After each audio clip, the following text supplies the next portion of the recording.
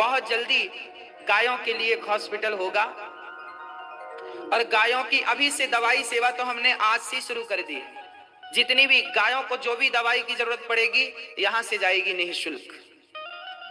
भक्तों, अब बताओ इस धरती पे हमारे आने का उद्देश्य क्या है?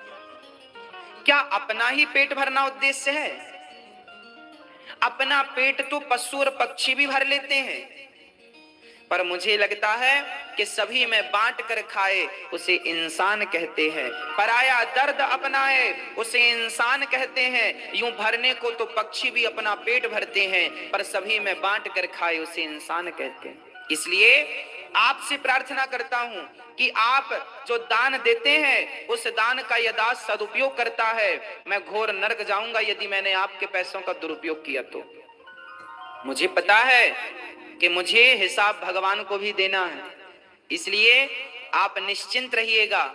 आपका दिया हुआ धन वृद्ध माओं की सेवा में, वृद्ध पिताओं की सेवा में, गौ माता की सेवा में, हॉस्पिटल अभी नहीं बना फिर भी दवाई चालू है। यहाँ लोग कम से कम लगभग 80 से 100 के बीच में लोग आते हैं और लोग अपने रोगों का इलाज कराते हैं। निःशुल्क इलाज यहाँ चल रहा है।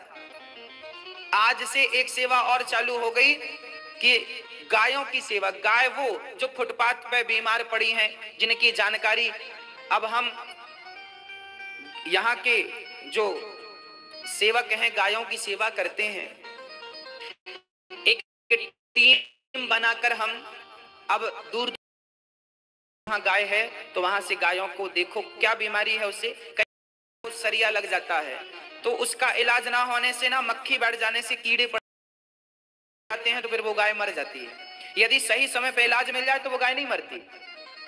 तो थोड़ी सी जागरूकता हम सब में आ जाए।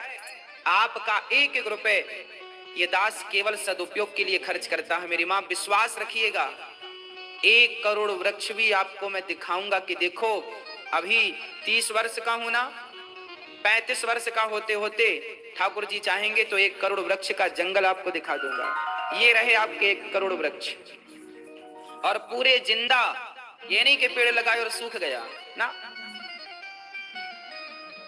आप बस धैर्य रखिएगा, आपको सब कुछ दिखेगा बहुत जल्दी।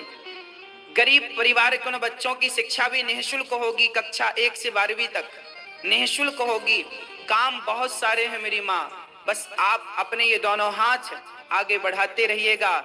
कल को ये हाथ आगे बढ़ने के लायक रहें कि ना रहें, इसे भी तो हम और आप नहीं जानते। इसलिए यदि आपको पता है मैं सुबह उठ करके रात को जब तक सो नहीं जाता तब तक काम करता हूँ, केवल इसलिए कि मेरे साथ भगवान बहुत सारी जिम्मेदारी दे रखी हैं। मैं ही सो जाऊंगा तो फिर इन जिम्मेदारियों को निभाएगा कौन?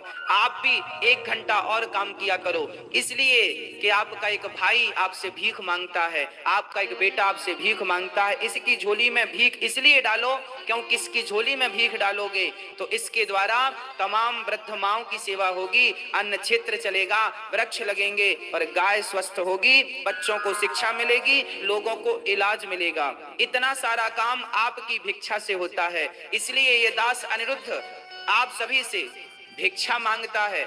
आप अपनी सामर्थ्यता के अनुसार किसी एक माँ को 21,000 रुपए देकर आप गोद ले सकते हैं, किसी एक पिता को आप सहयोग कर सकते हैं, आश्रम के निर्माण में छत के लिए सहयोग कर सकते हैं, एक कमरा बनाकर के वृद्ध माओं के नाम समर्पित कर सकते हैं। मुझे नहीं पता कि ईश्वर ने आपको किस योग्य बनाया है, पर विधाता ने जिस योग्य बनाया है उस प्रकार की आप सेवा इसलिए करें क्योंकि आपका एक बेटा, आपका एक भाई, आपका एक दास यहाँ सेवा के लिए खड़ा है और आपके बिना मैं अधूरा हूँ। इसलिए आओ हम सब मिलके, ये सेवा तो हमारे राष्ट्र की सेवा है, यही तो देश की सेवा है। आओ कुछ अच्छा सोचते हैं, कुछ अच्छा करते हैं। समाज सीखेगी, कल को प्रेरणा मिलेगी समाज को। कल को मैं तो नहीं रहूंगा, पर जो मैं करके जाऊंगा ना, आने वाले हजारों साल तक लोग सीखेंगे।